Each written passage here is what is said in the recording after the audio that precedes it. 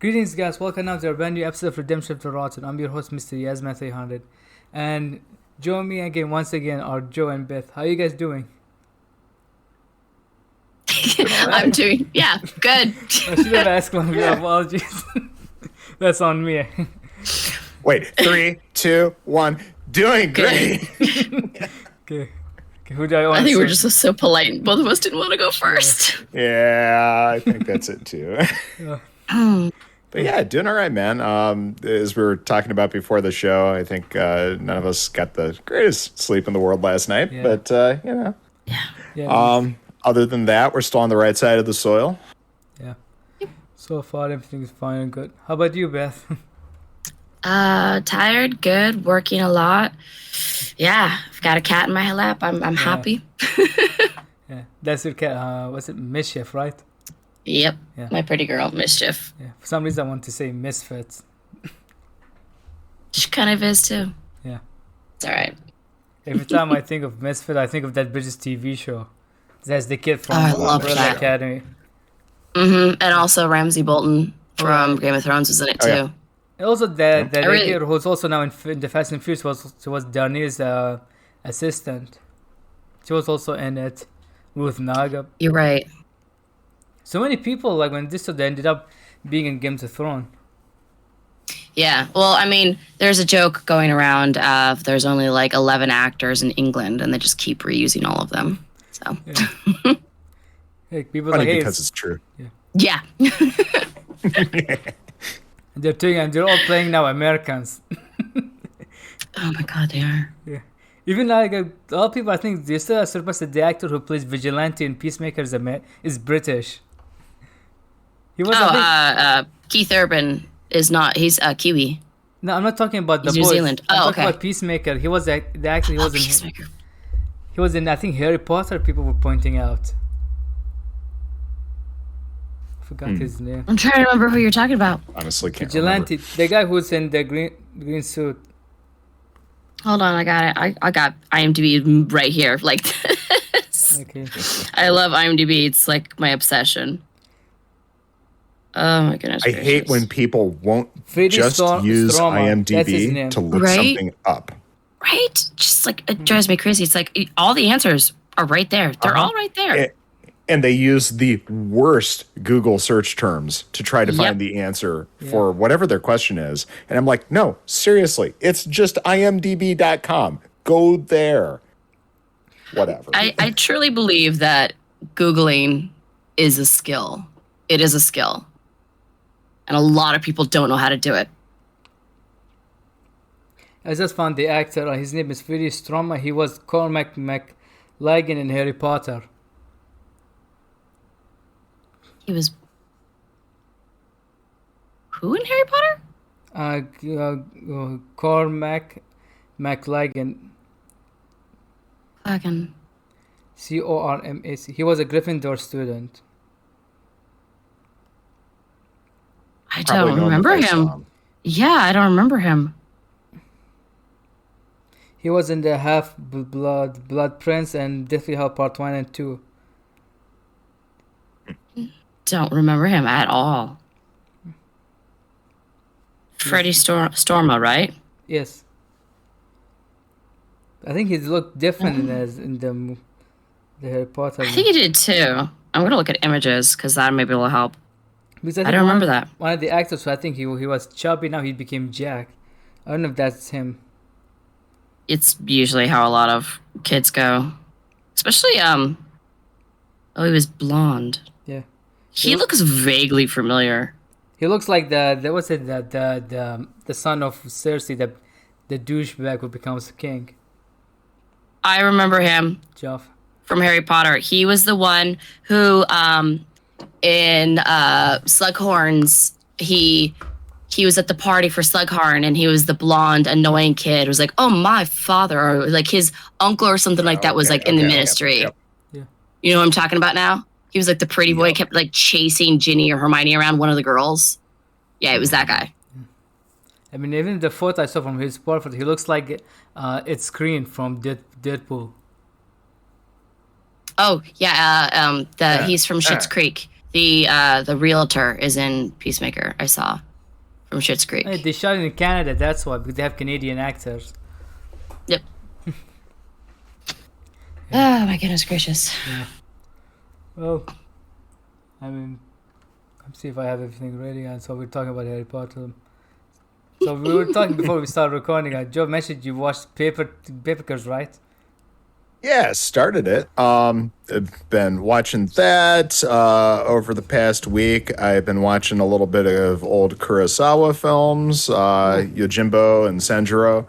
I'm almost done with Sanjuro. I got like half an hour left to watch. It's not a long movie, but it's a lot of fun. And Yojimbo, I mean, I'm sure most people know because it's a very well-known movie fact, but, there was the inspiration for A Fistful of Dollars, and Toho successfully sued those filmmakers over them basically ripping off their film, which I think is fucking awesome. Good for Toho. Yeah. But yeah, and for some reason they allowed that name? They gave permission for Tron Emmerich to make that Godzilla movie. Right. Yeah. Right. I mean, it's not their fault because they were going through some financial, so they needed money. It was like, let's greenlight this movie, and they regretted it from that day on. But don't worry, we'll talk about Godzilla one day on the show. How about you, Beth? Oh yeah, I'm sure. Have you watched? Watched anything recently? I just started Moon Knight. Because I'm trying to catch up on so much. I stopped watching TV and most movies for like the better part of the last year. Actually, more than I think around a year. I stopped watching just everything. And I'm now catching up. I did watch Stranger Things immediately and watched it on repeat as like a comfort show. I think I've watched it through 7 times in a row now. Oh, wow. I would just have it on in the background while trying to sleep or something like that. And so I just kept watching it. And then I finally got caught up on Obi-Wan, and it was amazing. And I just started Moon Knight. And I still need to watch, I want to watch The Bear on Hulu. I'm really excited about that with Lip from Shameless. And it's about the Chicago. Yeah, it looks... And everybody's been raving about it that I know. So I really want to start watching that. I'm just waiting for like a calm day of where I can just sit and binge it. Yeah. As for me, actually, I'm still, I'm watching episodes of Bob's Burgers. Like, I've actually been enjoying it. Joe actually knows what I'm talking about because I played him that song from the Anus episode. The annual Anus. Do you guys remember that episode? I've only seen a few episodes of Bob's and I really like it. I just haven't sat down and watched all of it yet. But I absolutely adore it. Yeah. It's a season 1 episode that his sister Locke, she comes and she draws painting of animal anuses. He's like, I don't want these photos in the house. And then later the art gallery whom he hates, she comes to remove these photos. Like, oh yeah, he tells his sister, like, draw them bigger and more wider. And then he starts hanging them in the restaurant. Just to piss off the art gallery people. I actually just read something that a guy took a pickle from a hamburger at McDonald's and threw it on the ceiling and sold it for like thousands of dollars in an art gallery. I mean, nice work if you can get it. Yeah. I mean, I wish I had that clout of like, hey, I can do pretty much whatever and sell it for thousands of dollars. That's how most of the arts are. They're very bougie and they're all very pretentious. And Joe actually mentioned, like he said, Yoko Ono followed him. Did you saw her art gallery? Oh no, not me personally, but yeah, she's been known to follow a lot of random people just because they follow her. Yeah, it's funny you mentioned Yoko Ono because I don't know if you guys remember. There's a video in 2015 where she did an art gallery, and her showcase was basically she's standing in the middle of the room screaming. That's her art. God. And people pay to see this. Oh yeah, she is all about the performance art. I also love that she tweets like an Animal Crossing character. Seriously, they're interchangeable. I mean, she's a lovely human being, and I love even with destroying the Beatles. How positive. Yeah, whatever. it's a joke. And I also love how like positive and up with humans she is. But also, yes, her tweets look like the messages you get from your townspeople in Animal Crossing. Maybe that was the inspiration for Animal Crossing. It could be. I miss that era when we were all on there. I miss the beginning of 2020 when we were all upset. It was like when Pokemon Go came out. There was peace. There was peace between everybody because everyone was freaking terrified. And we just sat there on our little islands with peace and like our fruit and trying to collect as many bells and trying to corner the turnip stock market. Oh. Yeah. Those were the days. Oh, I miss it. We all had our turnip rooms in our houses. And Peter invading. Yeah. Do you know if you remember there was a video of Peter invading people's Animal Crossing island just to sprint like, animal abuse warnings. It's like... Oh, the PETA people, yeah. I remember the PETA people did that. They were throwing a fit, and then one of them was wearing bunny ears on their character. And I was just like...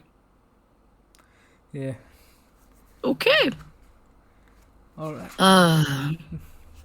Yeah, I think we just passed the 10 minutes of talking about something is beside the movie.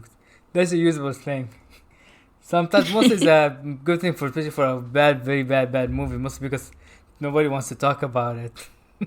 Oh, I want to talk about it. I have thoughts. Yeah, One. This time Joe isn't drunk. R.I.P. Bill Paxton. Oh, yeah, R.I.P. R.I.P. Yeah. I miss that guy. It's one of his great roles too. Oh yeah, he's basically playing his character from Aliens. That's. Oh yeah, Hudson. Yeah. The basically so just play your character Hudson and pretty much. Just be him. They came out about the same time. Slightly less over the top. Yeah, they came out about the same time. Yeah, about 3-4 year difference, something like that. Yep, right in the same era. They're both. I loved his little thing with the rubber ball that he had. It was like it was a little character like nuance. It was really cool. I loved that. Yeah. And when he threw it, at the predator, that was so. Yeah.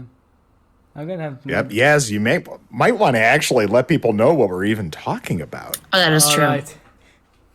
Yeah, that's how mostly because I remember one time in my old podcast, each one of us started. I had, I think, a Slav and if enjoyed each one of us started pimping each other's stuff. It's like instead of each of us pimping our own stuff. So those of you who don't know, this is Redemption of the Rotten. It's a podcast where we look at movies that either been badly received or have a very divisive response from critics and audience. And we look at them and say, okay, do they deserve the response they got or not? And before we begin, let's just begin with a small housekeeping. Something I know Joe is very excited for. So for those of you who don't know, I made a plan that for my YouTube channel, just 1 million subscribers, Joe, Andy, and I and another person will do a review of the Turkish movie Adventure of Acela. Joe's already excited for it. Thrilled. You should have seen his reaction when I played him during the Mark Freeman Zoom call. It broke him. It's so bad. Oh, this trailer is so bad. It's just... And that's just the trailer. He didn't say the whole movie. I think it's an hour, 30 minutes, if I'm not mistaken. I'm like, what's her face from Clue? Where she's just like, flames behind my eyes and around my... Yeah. That was basically my reaction to this trailer. Yeah. But yeah, it's gonna be a great shit show. So be sure to subscribe. Yeah. Last I checked is at 29 subscribers. If anyone interested. Almost there. Yeah. Almost there. Madeline Kahn. Yes. All right. She was in what was Mrs. it? White. And Blazing Saddles, right? Mm-hmm. And she worked with Mel Brooks a lot. She was in Young Frankenstein and a bunch of other things. And I just I didn't finish watching the movie. The first Muppets movie, she appears in a cameo. Oh yeah. Mm-hmm. I think she's supposed to be playing her. The original OG one. Yes, she's supposed to be playing her character from Blazing Saddles, if not mistaken. It's Twoo. It's Twoo. The Muppet movie. It's so good. Yeah. I think and it's the on Muppet Disney, if not Take mistaken. Manhattan. Oh yeah, probably. I grew up on that movie. I think I saw Muppets Take Manhattan in theaters. Even Steve Martin's in it appears in a cameo. I was like, too. wow. Mm-hmm. Before When he's like, "Would you like to smell the bottle cap?" For context, in the Muppet movie, Kermit takes Miss Piggy out on a date, but he's too cheap and poor to buy proper champagne. So he gets one that has a bottle open, like a little bottle cap. So it gets popped open. And then like Steve Martin's basically just being snooty and rude because they're like cheap and everything. He knows he's not going to get a tip. So he's like, because normally like, would you like to smell the cork for wine? So they're like, would you like to smell the bottle cap? And Kermit's like, oh, yeah. And he's like, it smells nice because he doesn't know. Maybe he's being nice. He knows it's bad. Oh my god, no, he's just uncouth because he's a frog from the swamp. He doesn't know. And I like, what was that guy like who was selling the goose book for the car salesman? That Muppet guy. I forgot his name. He's tall. He starts running after them because they forgot to pick him up. Jack. Yes. Jack. Jack was one of my favorites as a kid. He reminded me of Snuffleupagus. Just that really big and the big eyes. Yeah. Mm-hmm. You know. And I just because I remember there's like there was a beauty competition where they had seen Momo coming up, and I don't remember. Did they come out in swimsuits when Miss Piggy wins? I don't remember. You know, because I don't remember. I don't recall. Yeah, I might have to rewatch the movie again. Cause I still haven't finished it. Definitely worth it. So good. Yeah, because I'm watching this episode mostly to watch this two old men, aka Mark and Andy. Oh my god. Yes, Statler and Waldorf. Harold, yeah, like it was like Statler and they. Oh, what if that'd be hilarious if Andy and like Nick dressed up as that? Because they definitely are. Out of all the. Because I don't know if you were not at the Zoom call last time. Mark Freeman and Andy Mack. I always call them these two characters. Andy went and he bought, I think, the two figures. He sent, I think, the one without the beard, the mustache to Mark, and he got the one with the curly hair and the mustache. Because I always call them, you guys are like Lego minifigs. Yes. Because they always argue on Twitter like these two characters. I always call them. All right. Oh my goodness! All right, Predator 2. Yeah, speaking about old stuff, so It's not that old. 1990. I mean, it's an old IP. I mean, when did the first movie come out? In 1981. 87? Yeah, something like that. 87 sounds right. Yeah, I know because the original the creators. I don't know if they're still suing Disney or not for the rights. Yeah, and it's part of the holy trinity of John 87. McTiernan films of Predator, Die Hard, and The Hunt for Red October. He shot Hunter at the same time he shot Predator 2, if I'm not mistaken. He didn't do Yeah. Predator 2, did he? No, the Who was the approach other guy? that he was too expensive. And Yeah. the producer they want to keep the budget. That's the same thing why Arnold didn't come back for the sequel. Yeah, they wanted the you same know, budget. As far as that kind of stuff is concerned, on the IMDb page for Predator 2, the trivia section is an absolute shit show. Oh, yeah. Everything contradicting everything else as far as the reasons why this person did this or didn't do that. It is a train wreck, but it's so fun. That they found a dead body. Yes. Yes. Yeah. It reminds me of the That- story of. Remember, do you guys know the show Storage War? Where they bet on Yeah. apparently I one of the know guys of I it. think before the show that he bought a storage and he opened. I think he found a dead body in it. That tracks. I wouldn't be surprised that there's some people out there that would store a body in a storage unit. Very Silence of the Lambs. Yeah. At least no one's I feel- dancing to Goodbye Horses. I love that song. Yeah. It just reminds me of Jay and Silent Bob, though. It reminds me from his Jay's Family putting Guy. on the chapstick, just like I love these movies in this era specifically because they always had a really strong female like side lead, like and it was always a woman of color. And I loved that as a kid because it was a long time after that period of movies. Because, like, you think about, like, Aliens, Vasquez, or If I'm not mistaken, the actress was not, I think, Hispanic, if not who was playing her. she's No, Cuban. she was not. No, but, because she's a mix of. Oh, she was no. Jewish. It's something like, I Texas? think, yes, she was, I think, Yeah, Jewish. Jeanette Goldstein. Yeah, she was She's what is she? ethnically ambiguous, that's what I'm mostly called. Because she's mixed. But I don't think she's also in Well, no, Terminator there's the- 2. Yes, she's that Right. She adopted plays mother. the foster mom. Yeah. Yeah. But yeah, I could have sworn that.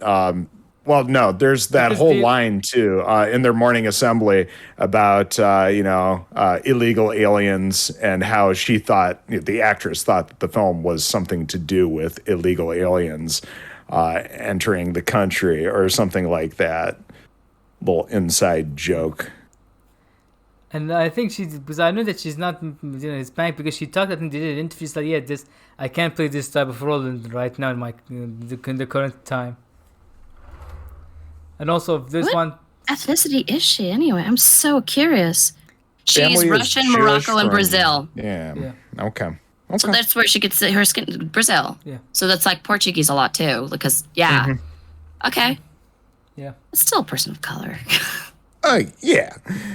I always loved And her especially- fucking character too. Oh God, yeah. Especially right now because actually- how it Book happened. I don't know if you series guys remember. Colonial Marines where they have her sister. God, I hate that movie. That game. I mean, She I will played not that speak of series. this game.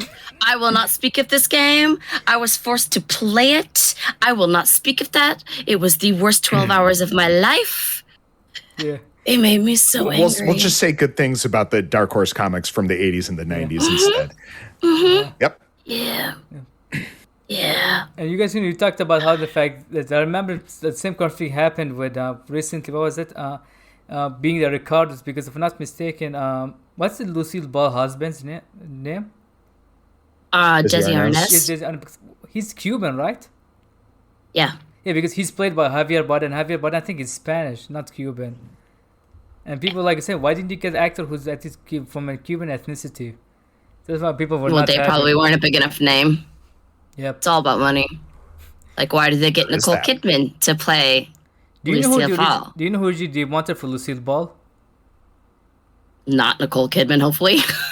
I She, think Deborah Manning wanted to be her for a while because she actually has like that red she's curly hair, the actress right? that they were looking at was also an Oscar winner. And she's Aussie. Just keep trying to think of redheads that could play her. She Who are was actually the, funny. She was the villain in Thor Ragnarok. Oh, Kate Blanchett. Yes. yeah, Kate Blanchett. She dropped out to do like in the Borderlands I mean- movie, if I'm not mistaken. Oh God, that's gonna be. We're not talking about that one. That will be on the redemption. Trust me, it's mean, not gonna I'm be sure good. it will. I mean, when you have Eli Roth, Kevin you know- Hart playing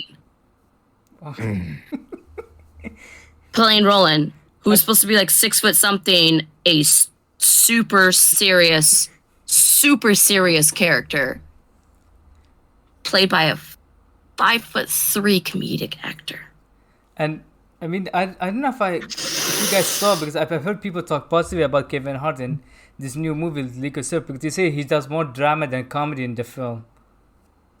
I can't stand Kevin Hart in general. I don't think he's funny. I think he's obnoxious. I think he's this season's Chris Tucker. And the only time I've ever liked Chris Tucker, like Rush Hour is fine, was Fifth Element, but he was supposed to be obnoxious. What's the point?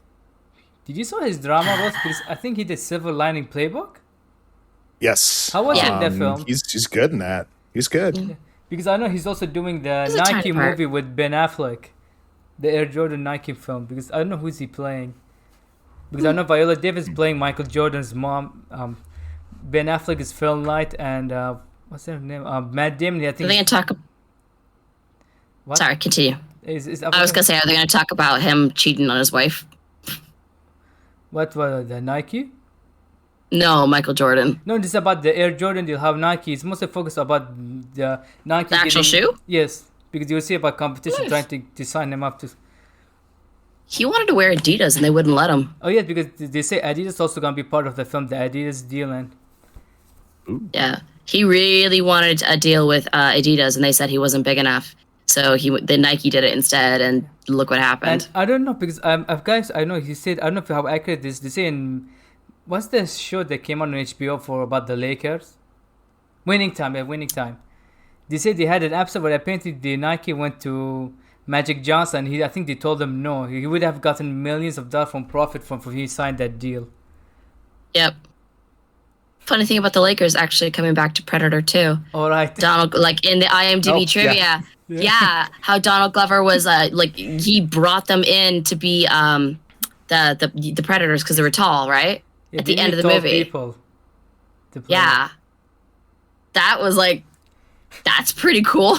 It's a bunch of LA Lakers as Predators. And apparently, for what I've read, that scene is the most expensive scene because they had to create like multiple suits for 9 of them. Yeah. And one of them was actually the same actor who played in the Predator in this movie, the first one. Oh, cool. Yeah. So, like I said, we're talking about now. For those of you who don't know, in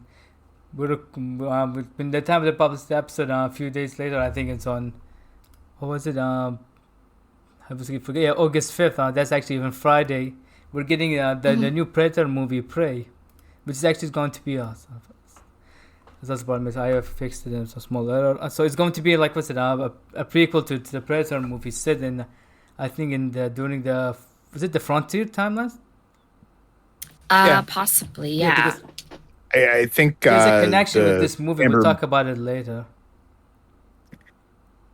Yeah. Amber Midthunder, who was awesome in Legion, just needs to be in everything.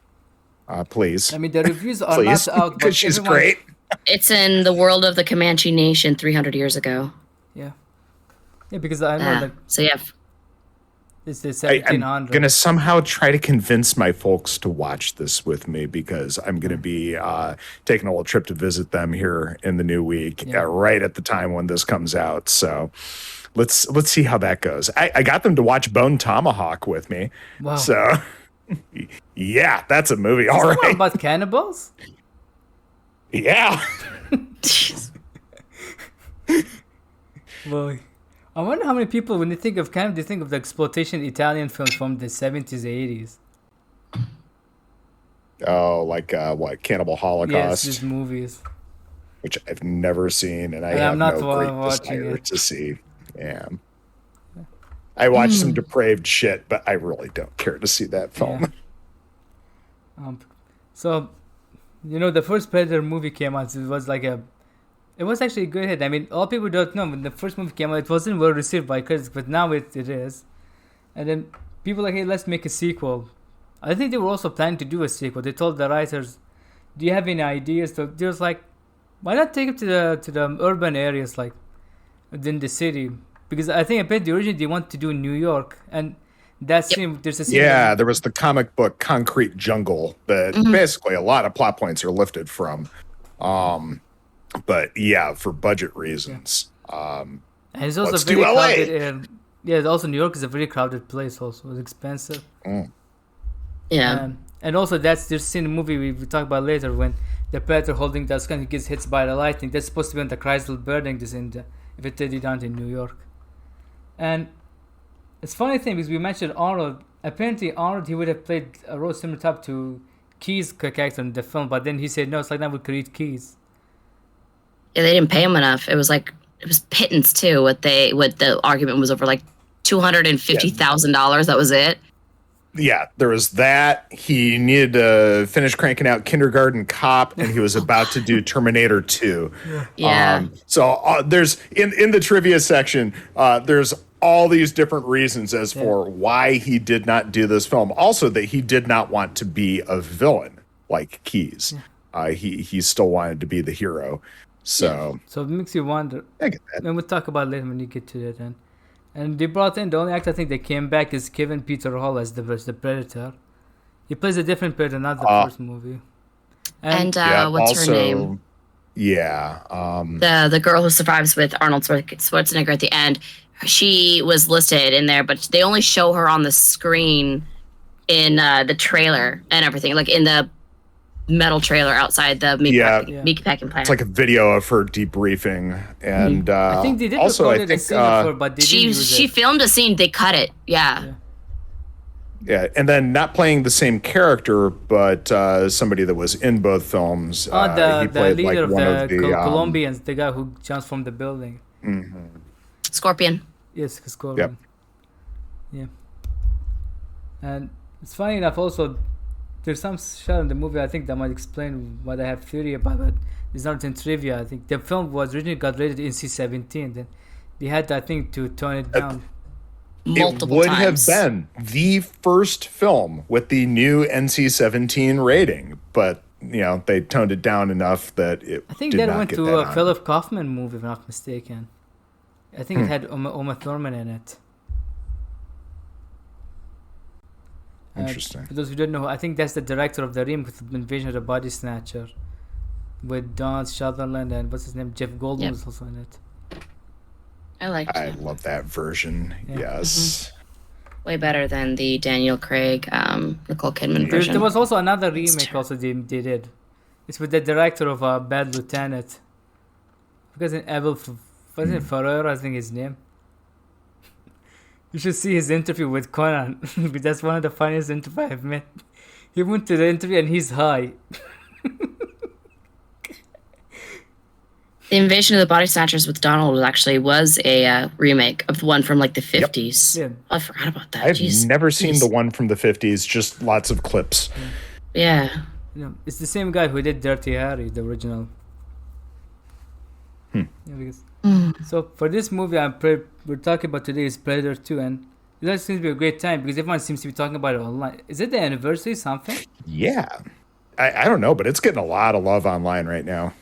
It happens a lot also because I And remember when rightly so. This movie rips. It's so much fun. So much So much fun. I also have a question about it at the end of the show, and because if I'm not mistaken, something similar happened. Remember, I think there was a lot of debate with the Rob Zombie Halloween movies when Halloween Kills came out.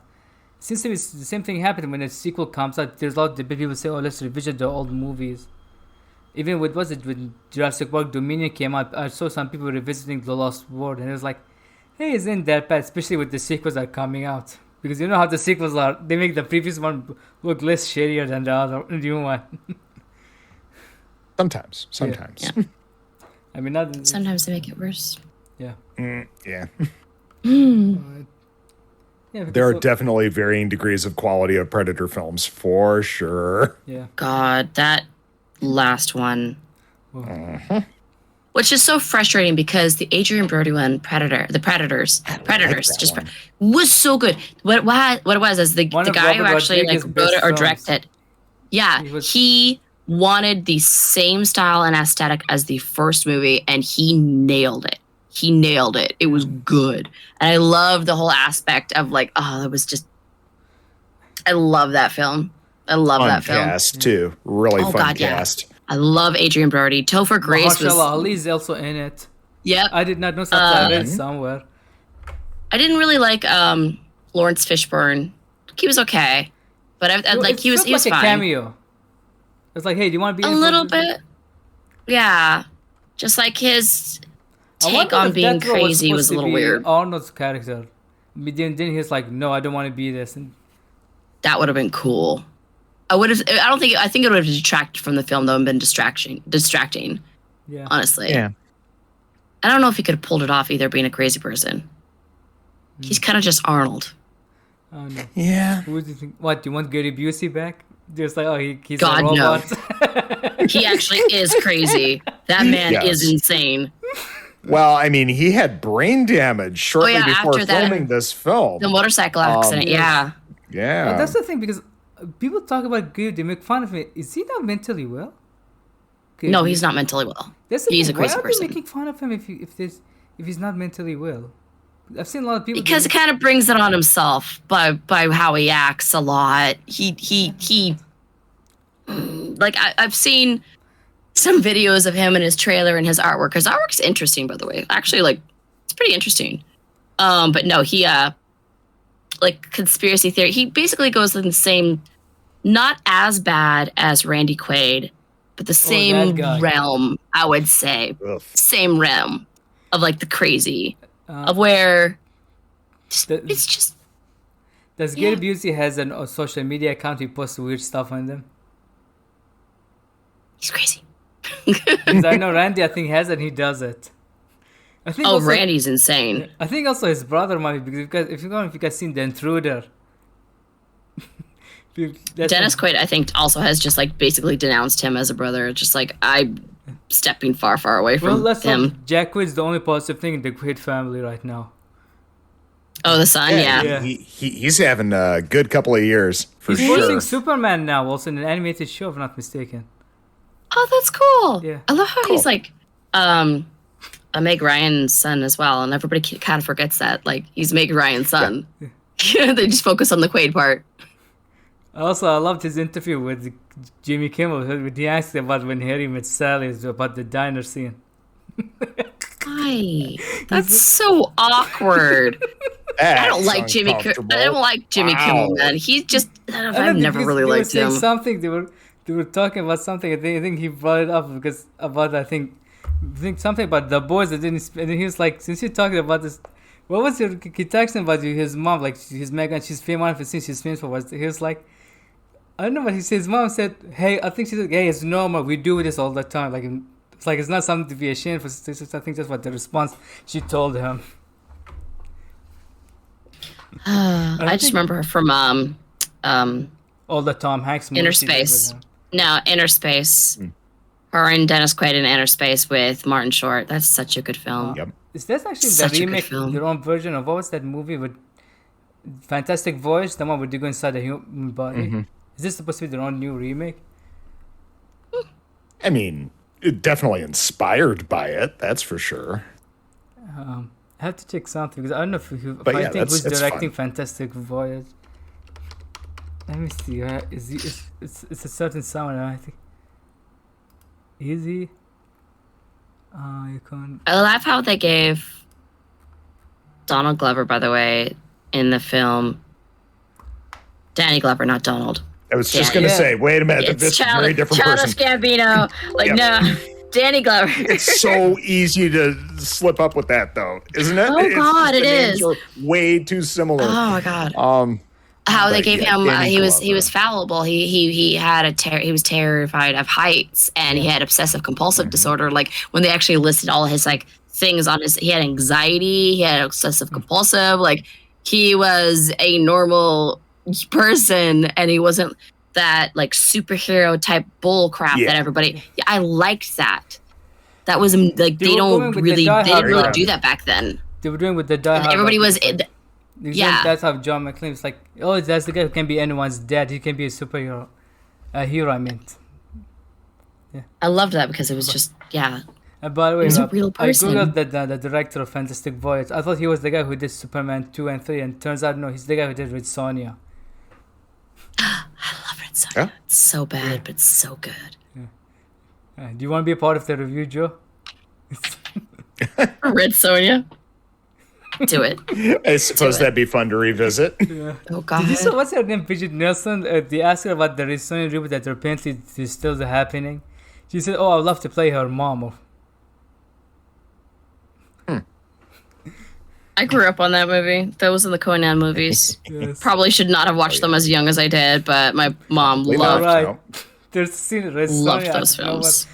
topless dancer appears and just disappears. I was like, wait, what is that? We all watched way too much shit in the 80s and the 90s that we probably shouldn't have at our ages. We grew up on Dark Crystal. Yeah. All the Disney shit that like is way too scary for today's kids. Even like cartoons like Escape from Witch Mountain and Something Wicked This Way Comes, which needs to get on Disney Plus already. And also, I don't know if you guys remember. I love Jonathan Pryce. Have you guys seen the Incredible Hulk animated show? No. It was a She-Hulk.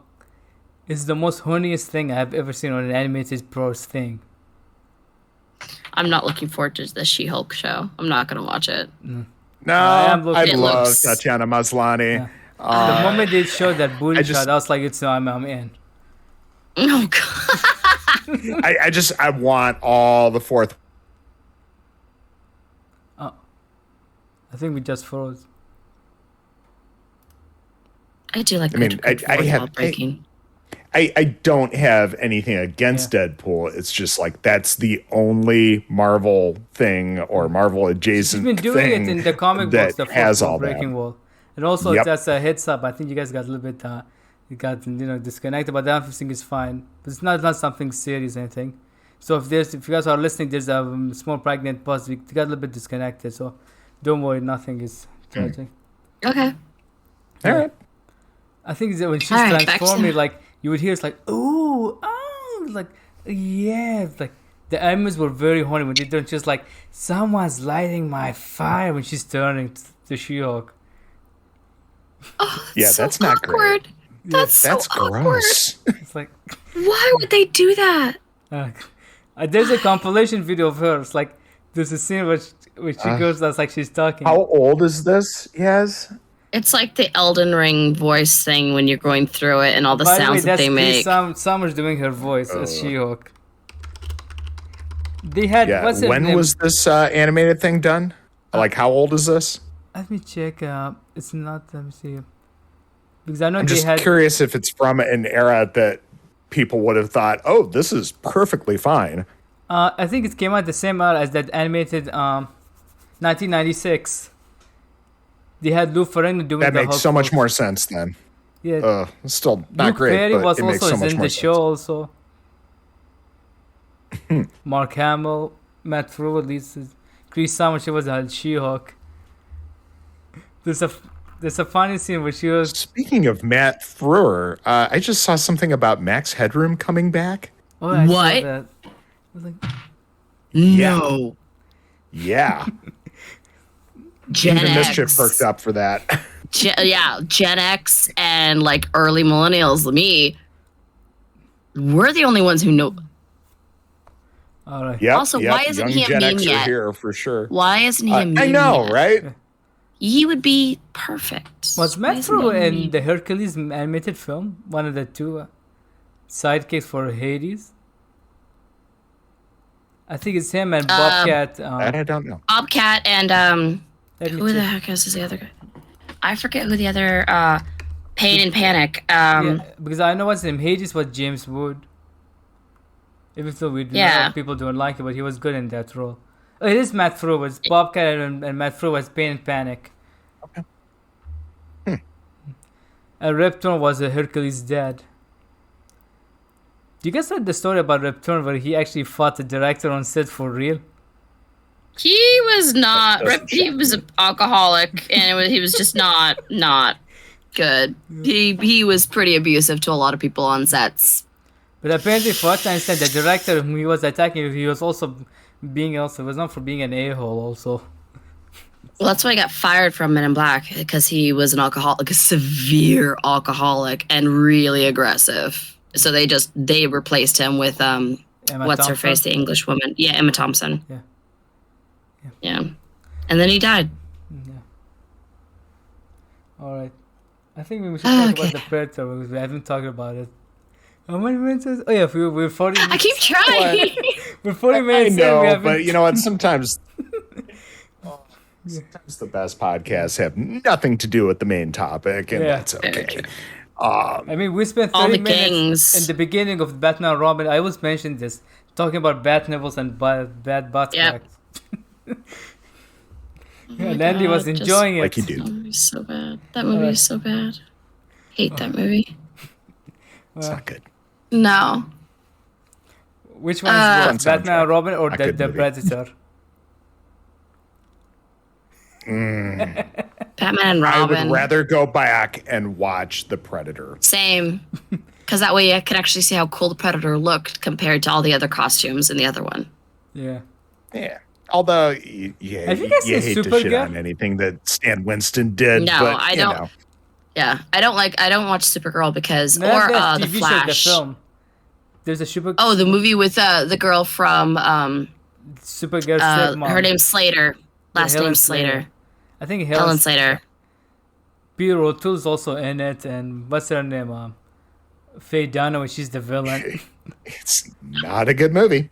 No, Okay, it's which is not. worse, this I watched Super- it when I was a kid. This Yep. one or Batman and Robin? Supergirl or Batman and Robin? Which one's worse? Oh. I would have to rewatch Supergirl, and I don't want to. Yeah. Because people say that Supergirl is worse than Batman and Robin. I think they're just both equally bad. Yeah. Just bad. At least because Batman and Robin had a plot, not Supergirl, because there's no plot for the film. She was a cousin saving things. I don't know. I'm trying to defend it for some reason. Yeah. So yeah, no. Too. Yes. It starts off with like literally like the coolest and ridiculously badass. And I say ridiculous because he keeps sticking his head out that damn car with guns and like bullets and everything fly at him, and he's just like dodging bullets. Yeah. Starts off that way, but I like the gangs and the gang fights were actually based off of real stuff that had happened in the 70s and 80s, and like it was like really intense, and yeah. But like that was like the craziest. Well, that was not how it started off. No, it begins with a fake shot, because they tried to make a fake shot that you will sit in the jungle, you will hear that sound, you hear like the jungle drums. They tried to, and for me, that didn't work because you can clearly see the streets, and it was like, what jungle has streets called? Yeah. Shout out to another awesome Alan Silvestri score, right? Yeah, thank God they brought him back for this one. Mm-hmm. Why do you think I they love brought those him Score for is drums. this? great in this too.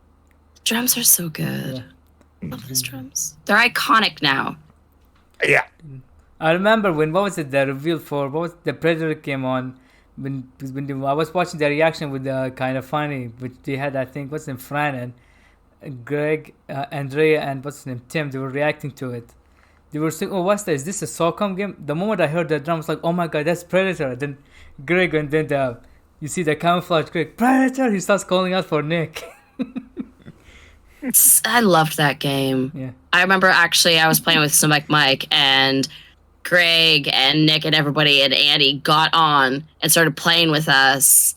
And like Mike, I was so like fangirling, like a little dumb. And they said my name, and Greg's like, "Oh, LadyMacBehth, we know her." And I was like, "What? What?" Because I remember your name dropped during one of KFGD when it was your birthday. They did a shout out for you. Yeah, that was Please Be Excited, Ben. He had them call out and try to get me to play games with me back in 2020, right at the beginning. Wow. Yeah, I was sad though because it was Imran Khan that not announced it out, and I'm not a fan of him. He was so doomy, gloomy about everything. It was just I couldn't get on I board. don't know if you remember, there was a one time he was reading the sub. Everything was quiet when they were with the transition. Then the next day, it's like Kevin. A few minutes, he was about to end the show. Then I think it was K-Bass. He was like, Kevin, Imran, the Mark was meeting when he was reading the sub. I was like, wait, what? He had to check for real, and he starts laughing. He was muted. Kevin was like, I don't know, so missing, but still funny. He was like. Hey, so the fake out and the whole beginning feels like RoboCop. And my mom was like, "Did I watching the right movie?" Because with the news, they're showing the gang violence, and the whole time you see, like the whole time you're watching like the point of view of the Predator, like he's looking at the camp trying to find his next target. Okay, who should I hunt? I also love that it's 1990, but this is the far off future of 1997. Yeah. I like that. It's only 7 years different, like the other movies. They take it years later. Yep. Oh God! I mean, they did predict that there's going to be a metro in LA. Yep, that was brand new when they were filming this movie. And God, that was a good scene too. yeah, so you see, like Such the a police are. We'll get there. Yeah. Yeah. Yeah. So they were, like you mentioned, Beth, she mentioned like the scene, like the cops, then the gangsters fighting each other, like they can't save them. It's like, how can we go? And then one Harrington comes in, who's played by the great Danny Glover, and he comes into the rescue. And I'll tell you something, because he actually was good in the film. Even though he's not like you guys mentioned, he's not the typical like action superhero compared to Arnold, but I think he did a great job with the film. I think he had just done Lethal Weapon. Yes, he did, because So like he had that cop Couple of thing. them by then. Yeah. because it's the same producer, Joel Silver. He's like, I'll bring Danny Glover, Gary Busey, and the guy who plays the captain in the movie to be in this film. Yep. Because he was, I think, They the actually SWAT team made leader. Lethal Weapon Easter egg about that. like he says a name in there or whatever. That's what it said on IMDb and under the trivia. He like says a name basically where it's an Easter egg for Lethal Weapon. So he was like, how can we save the cop? He says, I have an idea. It's like they planned to. He said, I'm gonna drive my car and go save them and block the shooting range. And I do like that. He also he placed like to in front of the other side of the door, like to place some bulletproof vest. Yeah. I don't know, but and he's dodging bullets. Yes. He's dodging bullets. And I do like the fact that the back of his trunk there's weapons also. He has the velcroed scope on the revolver. Yeah. The revolvers are all customized. Like there's one with the flashlight, and then.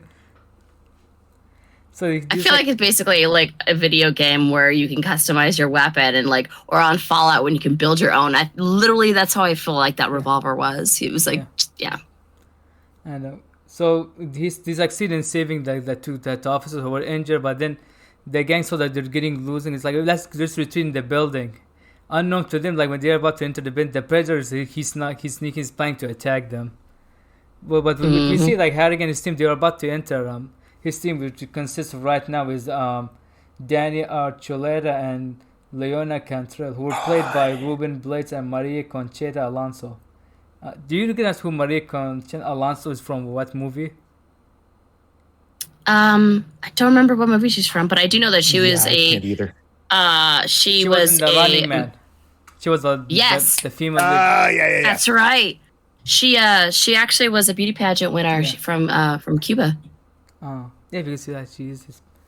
And also, Ruben Blades, you might recognize him recently. He's in the Fear of the Walking Dead. The TV I like show. him. Yeah. I love his character in this film. It's a shame that, wow. Ooh, it was cut short so soon. Oh, yeah. I don't know. It reminds me of that scene in Alien. We'll talk about it later. They're trying to plan to attack him, but they get told that their captain, who later we find is played by Robert Davi. I think his name was Paul. You like Robert Davi, Joe? Oh God, he's been in so much cool shit. Let's be fair. Dude, Goonies. Even with He's great. Die Hard. So many movies. and I think he's a jerk. Is he a MAGA in real life? Robert Davi.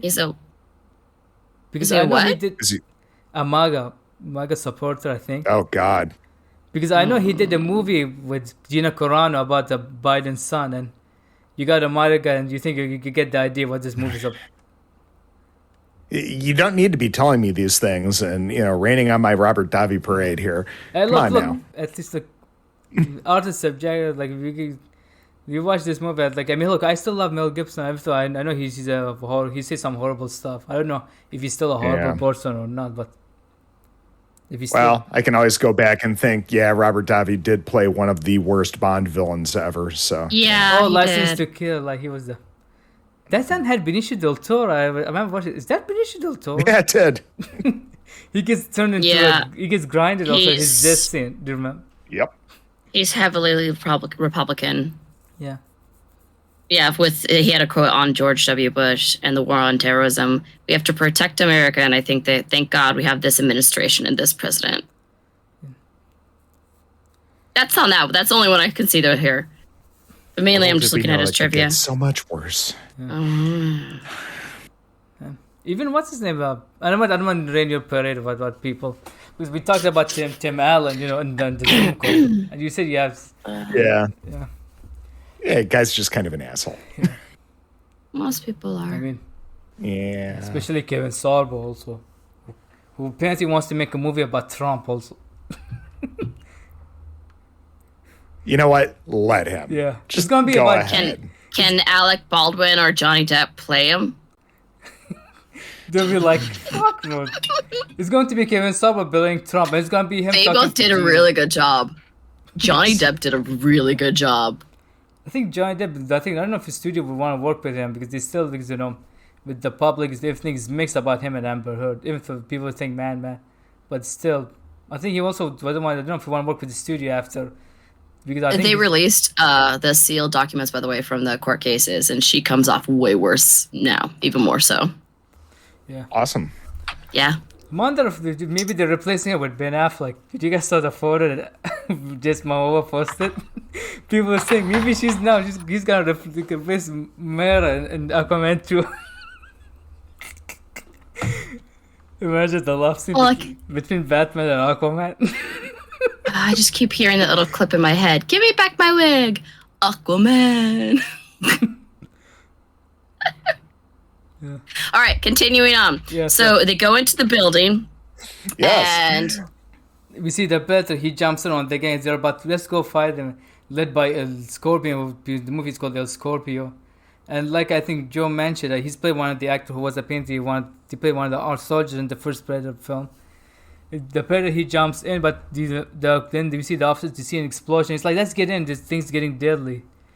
But however, when he's about to see that Scorpio, he's freaking out, shooting guns at them. And then Harrigan starts chasing him. It's like, drop the gun. Oh, they're on the roof. But however, unknown to Harrigan, the Predator is behind him and he's camouflaged. But you know what? That's the thing, because I'm glad you brought it up, because his camouflage decision doesn't work well as in the jungle, because I feel like the jungle, it camouflaged the Predator very well.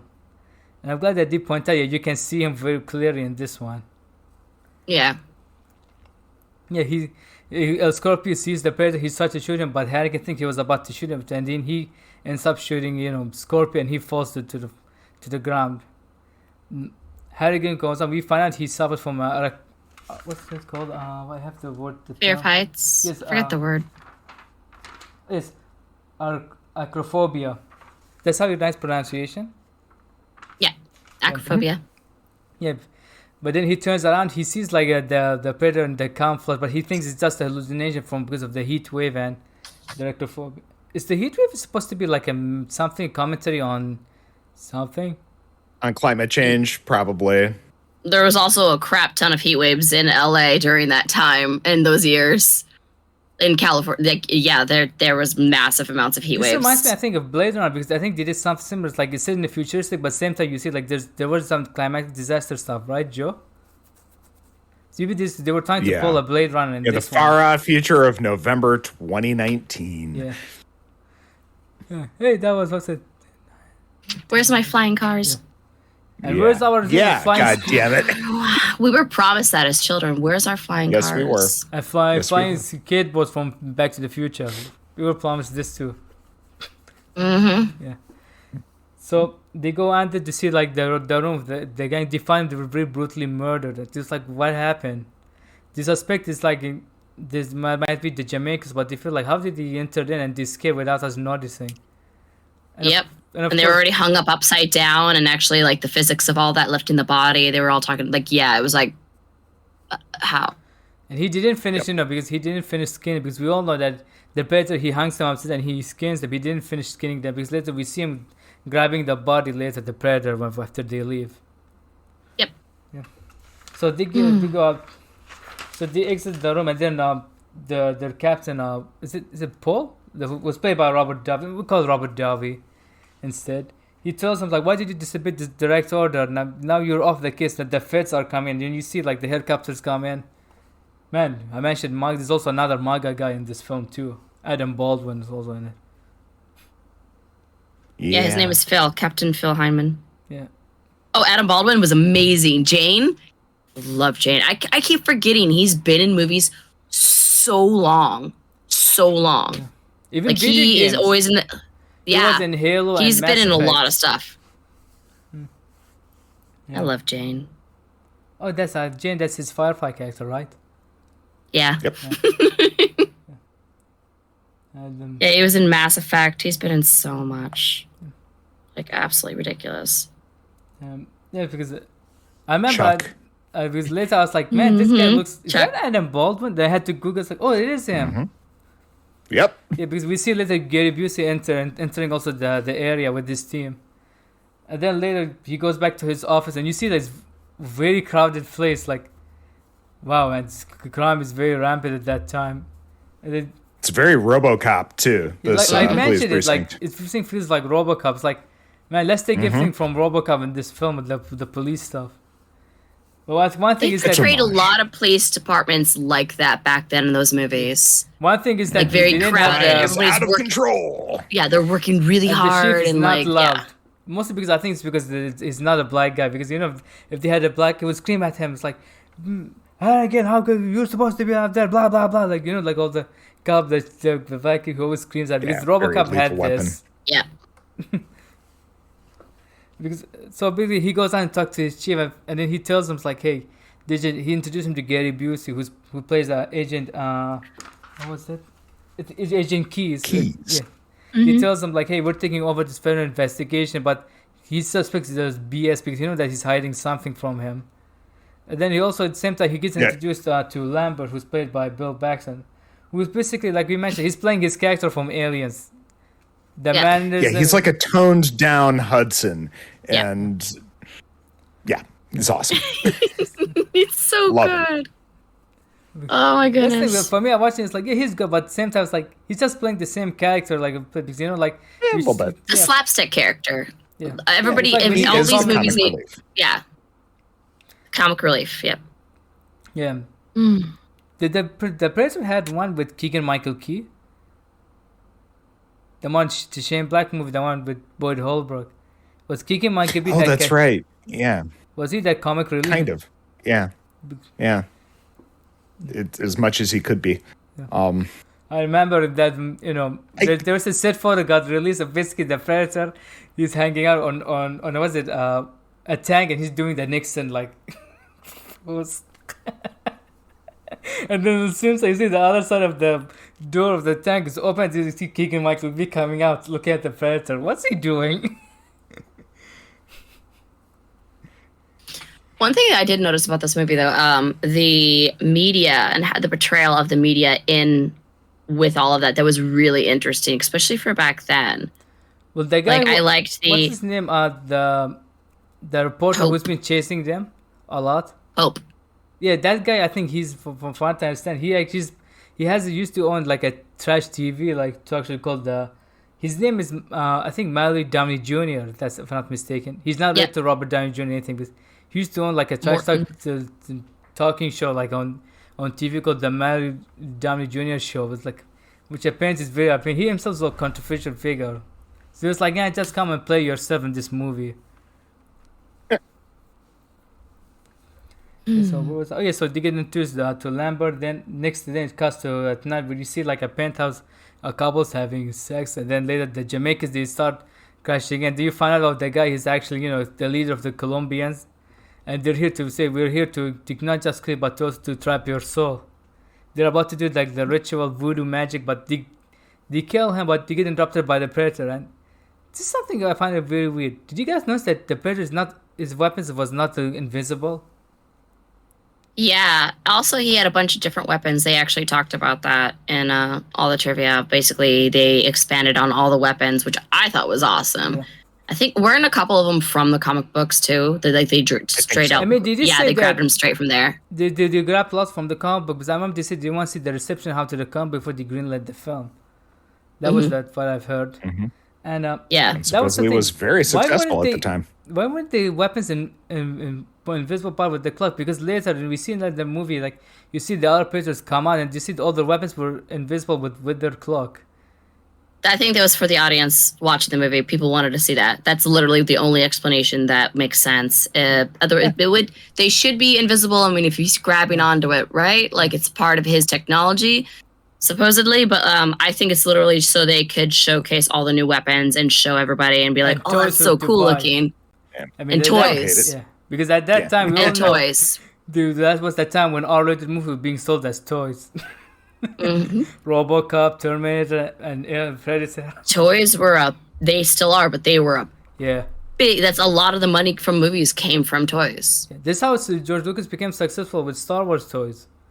Because he had the rights. It's like, because he had everything, the music right, the merchandising right, film rights, everything. Because when the Star Wars came out, it became successful. It's like, let's make a sequel. It's like, you can't. You have to ask George Lucas permission first because he has the full control because nobody believed him. Yep. Yeah.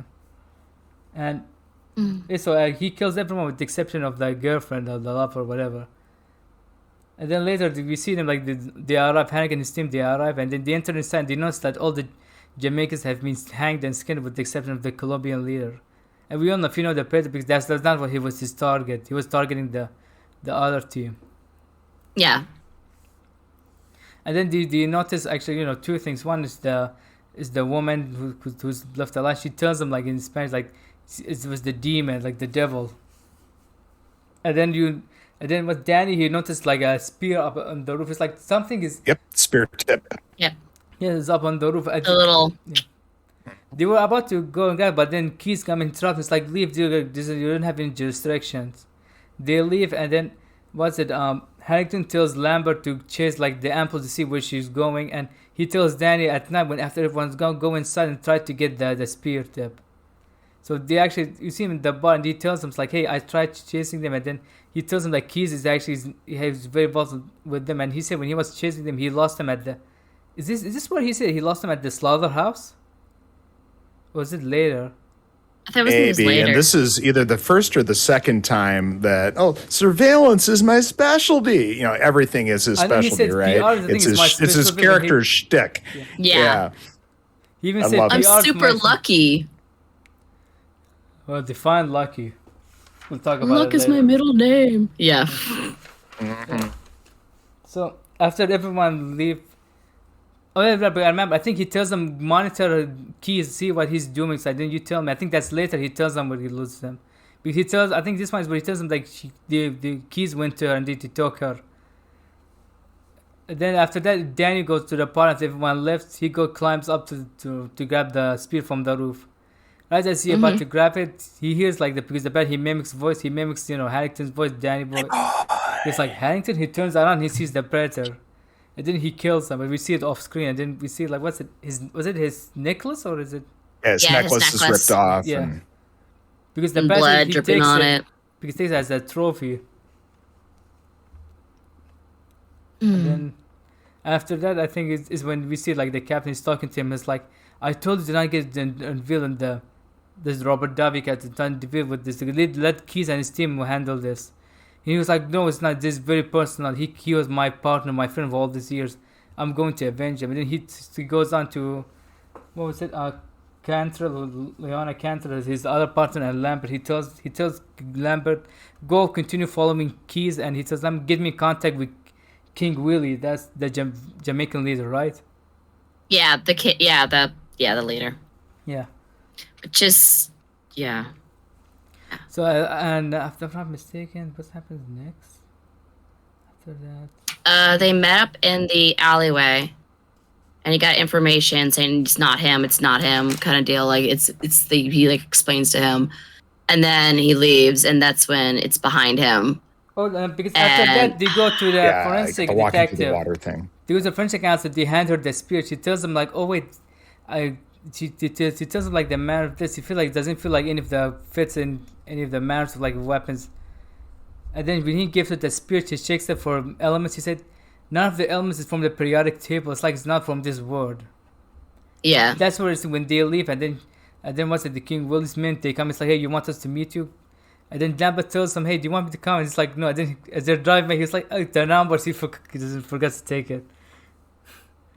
To go out there to meet King Willie, Harrington specifically. And I do like he comes out like, lay off the smoke, the car, everything.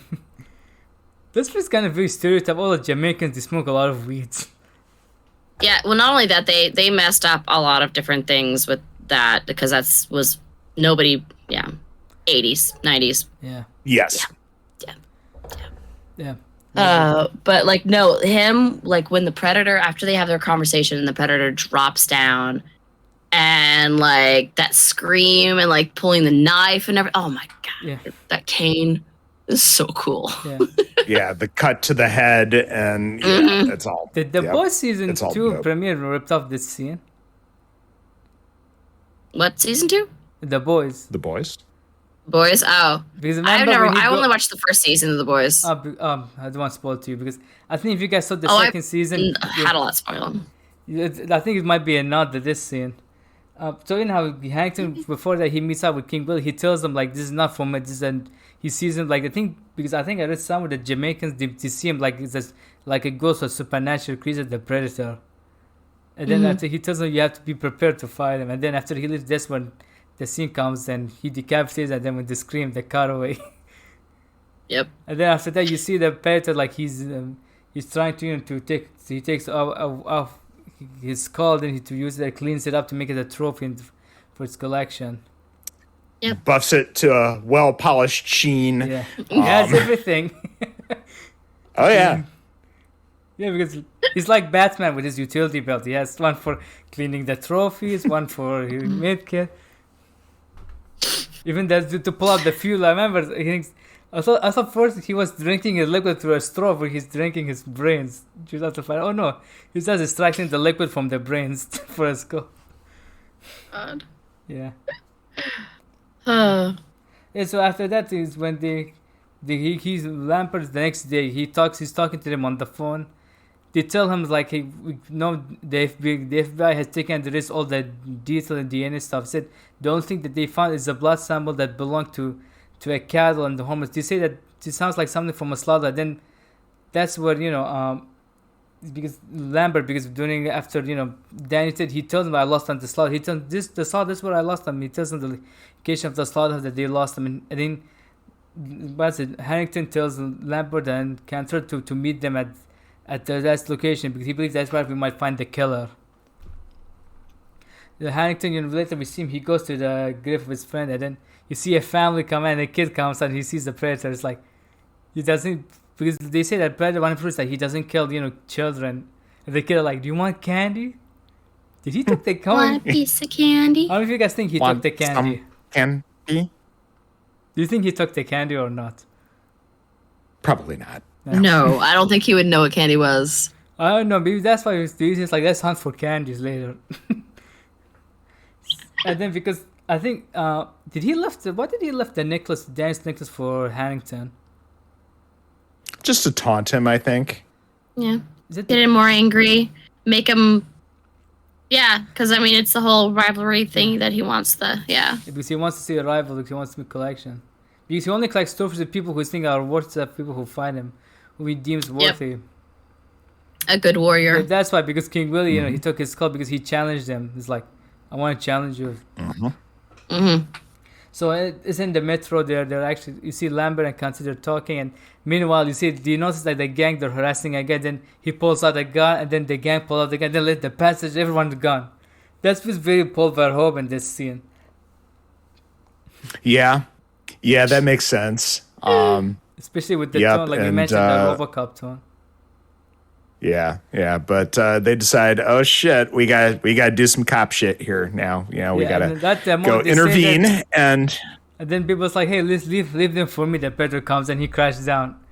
Then the lights turn off, and I think the reason, I don't know if you guys, you don't stop.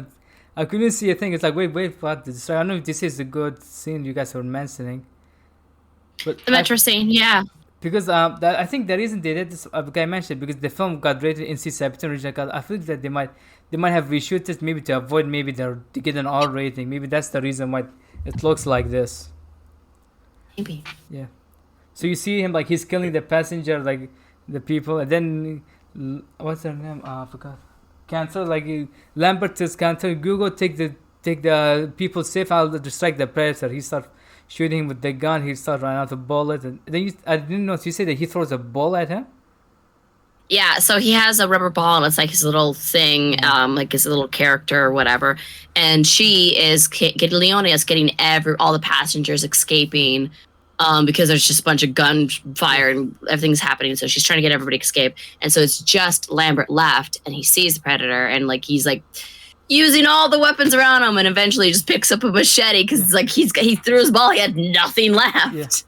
And then of course, then after that, what's her name? Cancer, like she stops him by using the emergency brake. She starts. She goes. But she gets everybody off the train at that point. Yeah. Yeah. She goes on to check to see what happens, if his Lambert is okay or not. But she finds him dead and hanged. The pattern, he grabs attack. He wants to attack her, but through an infrared, he sees that she's pregnant. He tells her, "I'm not gonna harm a pregnant woman," and he leaves her. But because that she gets shot and she fainted. Harrington comes in. He finds her like she's being lung cancer is being dragged into an ambulance to be taken to a hospital, and in details like she's pregnant. I love that part. It made me laugh so hard because that's not what EMTs do or paramedics. They don't like automatically check your tummy to like, oh, she's pregnant. Like I was like, that's not how that works. But maybe in the far off future of 1997, they have that technology. No. I'm detecting fetal heartbeats. This woman is pregnant. I mean, oh no, It's just like that's literally what they said. I'm just like, I don't know. Like we say, we don't No. know how 1997. According to this report, how medicine is the technology got advanced. Maybe he's wearing a very special version of. What's it called? This a one that the doctors stethoscope. use? A stethoscope. Yeah, stethoscope. Maybe that's the one we use for the safe also. Mm-hmm. If it's empty, get lost. So he has his downstairs to find Lambert's body, but he tells him like Lambert's body is nowhere to be found. And then the Harrington knows the blood that he's. Why didn't the police even notice the blood and just said you couldn't find? He follows the blood. Plot. Yeah. Yeah, he follows the blood and he that sees makes like sense. the predator. He pulls like he knows the predator pulling out Lambert's skull and spine from his body. And it's already dead body. That's what reminds me. The guy was already dead. Then Harrington starts chasing him, and then coming out from the roof, he starts jumping on cars. And then that what's his name? Paul. What's that reporter? He starts following, and then he punches him. Pope. Yeah. Yep. And then he's in this car, starts chasing the predator on traffic, crashing to place stuff. Right when he reached the slaughterhouse, like Keys' men, they crash into his car, and they drag him inside the room. And then where he sees Keys, and he explains to him like, "We're trying to monitor this alien." They tell him like this is an alien who hunts down for sport. And he tells them like a few years ago they found was it Colombia? That was the first setting of the first movie.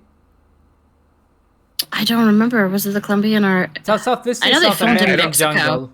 Yeah, I don't think it's a specific country that they mentioned. I think they shot it in Mexico. maybe Something they- they say it's They did. They left a lot of stuff left over in Mexico, like the helicopter and everything. They're still there. They abandoned the set and just left a bunch of trash. Yeah, that's the story itself, like the behind scene Awesome. drama with the first one.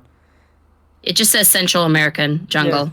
Yeah, so he tells Yeah. them like they encountered them and said they did some research. Apparently, like there's more to this into them. He hunts people for sport and he takes them as trophies, like whatever he thinks is worthy.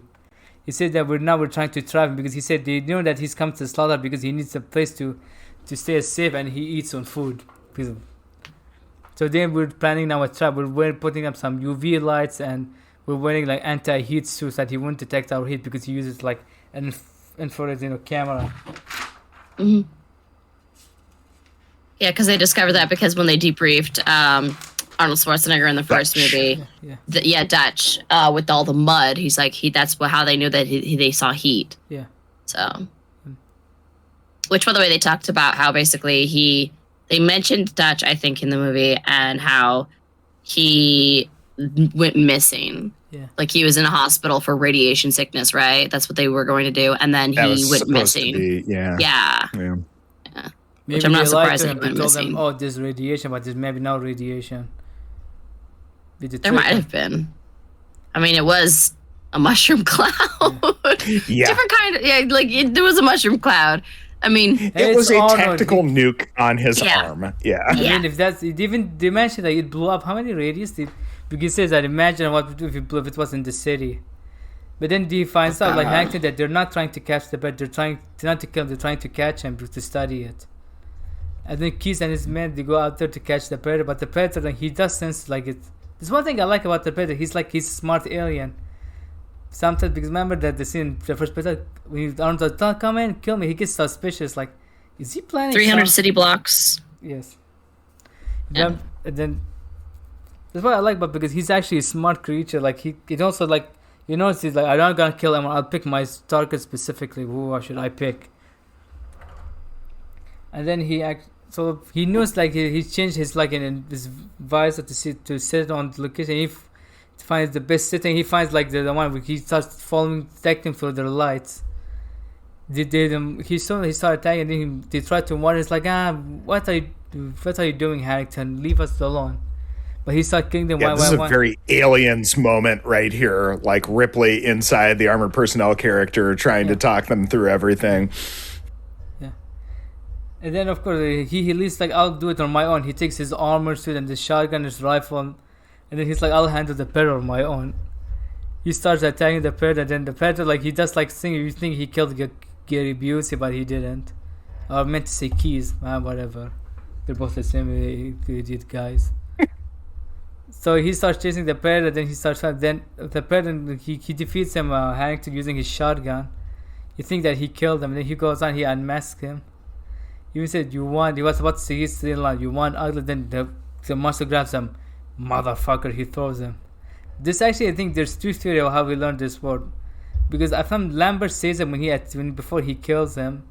And the second theory is that they believe that, apparently, I think in the novelization, one of the aliens for VP Predator, they established that devices, like they record the audios and then they send it to their home planet.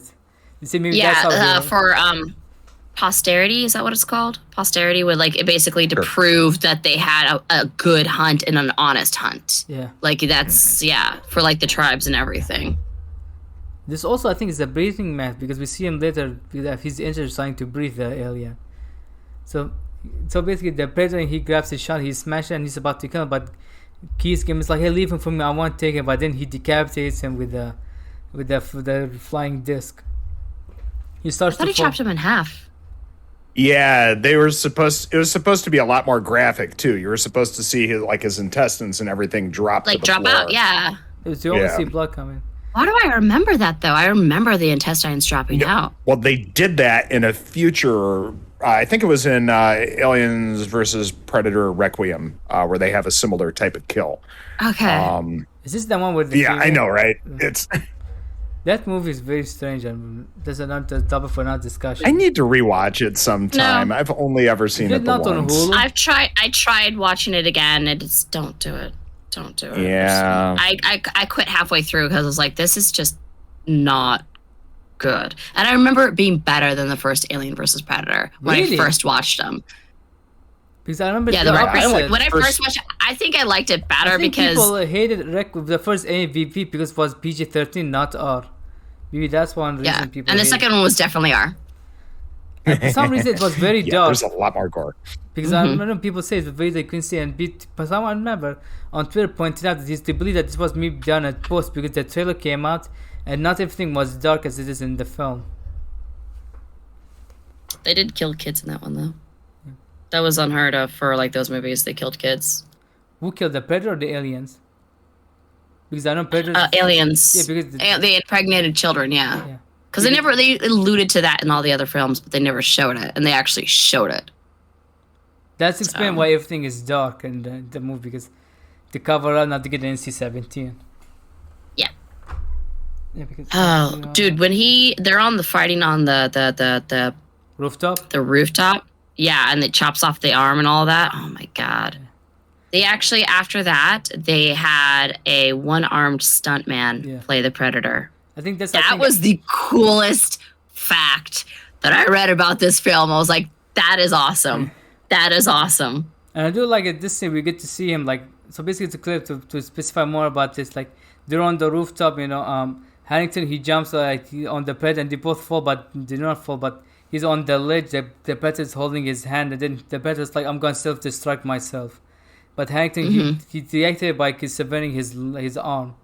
And then you see him like he falls into a bathroom and I do like this scene like you see like he has the medical equipment. Like I guess he's pulling a page from Batman. Like he's trying to catheterize his wounds, his severe. And I love the lady whose apartment this is. You got Jeopardy playing in the background, and then later he screams, smashes that door, and then Harrington, we see him like he's trying to fight his acrophobia, he's trying to get to the bathroom. And at the moment she's about to hit him. It would be funny if she hit the Predator with the broom. And then the Predator's like, you're a worthy champion. He takes her skull, and then he goes back to his pet. Why did he take her skull? Oh, she hit me with a broom. Oh my god. Every time you see a Predator, a broom, this thing is a deadly weapon. I just like it when Harrington makes his way in and he's like, "It's okay, ma'am. I'm the police." And she's like, "Honey, I don't think he cares." Yeah. Oh my God. Yes. I think she said, "I don't care. He gives a shit." Something like this. Yeah. It was so like that, good. yeah. It was so good. Yeah. He follows them out, and then he under the elevator. He see he has broken a hole in the elevator. He goes on, and he finds that there's a spaceship belonging to him in the ground. He walks in. Sure. He enters inside the spaceship, and that's where he sees the trophy. And then we see the Easter egg. Everyone starts freaking out. The xenomorph skull, and for what I've read, that was not actually a planned thing. Just to make a universe. Basically, Stan Winston, he came back and his team, they came back to do the makeup and the creature design. They was we need to put skulls. So it's let's put the xenomorph skull since Fox owns it. They'll be okay with it. So they put it on that. No one will notice. Because everybody loved those Aliens versus Predator comics too. That first run of those is just perfect in my mind. And I also want to read them. RoboCop versus Terminator. Did you? There's also a RoboCop versus Terminator versus Aliens. Wasn't there? I think it's funny that RoboCop was originally Judge Dredd. Right. Right. Yeah. Yeah. Makes sense though. Yeah. No, it was originally it was supposed to be a Judge Dredd movie, and then they kept rewriting it and rewriting it and rewriting it. And it became RoboCop instead. That's why he's the whole mask thing, and yeah. Yeah. So after that, then Hank gets in one final fight with the Predator. He uses because after he severed smart disc. The smart disc, he uses the smart cool. to fight him. And then he stabs. He gets the upper hand. And he stabs him with this disc, and then he kills him. After he kills him, and then you see the other Predators come in, and he's like, "Fuck it! I'm gonna fight you. I'm about to die. I might as well go down with a fight." And then ultimately, they don't fight. They just game and they grab the fallen comrade who's dead. They drag him, and then you see the elder. That was they call that guy. They call him the elder of the group. You saw you were presumed that he's a very worthy successor. As a reward, he gives him I have it written here. What was that? Gives him a trophy, basically. Yeah. So the gun. What's it called? Yeah. What's it? An old flintlock pistol. Flintlock gun. Yeah. Which I'm gonna talk about this gun later after we about time to finish. So they all leave. The ship is about to fly. Hankton runs out.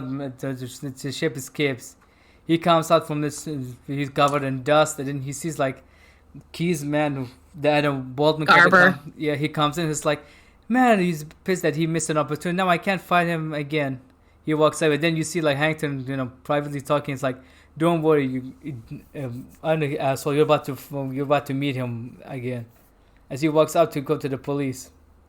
And that is actually the end of the film. And we all know. Now, I mentioned the flintlock gun. Now, all of us, one thing I mentioned, by the time we have not seen Prey has not come out now. When they announced that they're making Prey and it's going to be a prequel, they mentioned one of the explanation was going to be The Revenant. When they said this, people all were summarizing that it might be in the 1700 because of the gun. So basically, this must be the connection between Prey and Predator 2 is this gun. That actually is a really good call because the Flint 300 years ago, right? They did.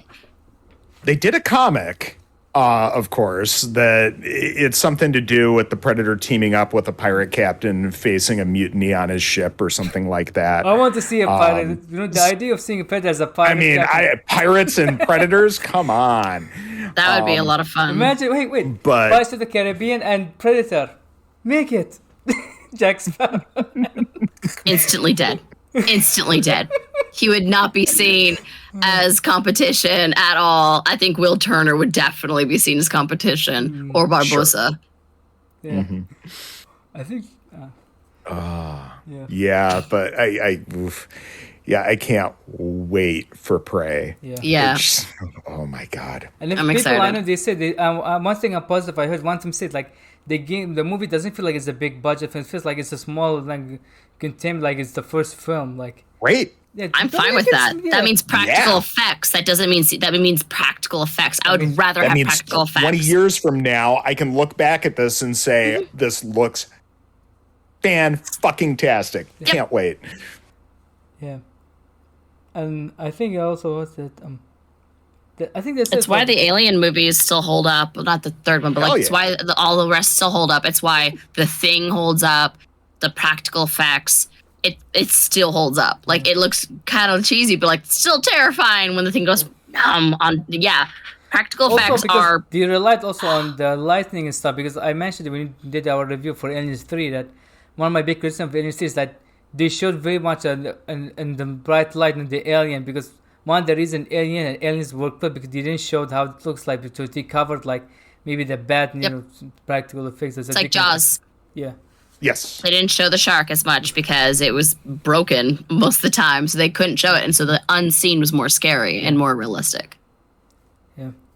Yep, and then you get a CG alien in Alien 3 that looks like an early 90s CG alien. And all the practical stuff looks great in that film. Yeah. I mean, I unapologetically love both the theatrical and the other version of Alien 3. We reviewed the theatrical version, actually.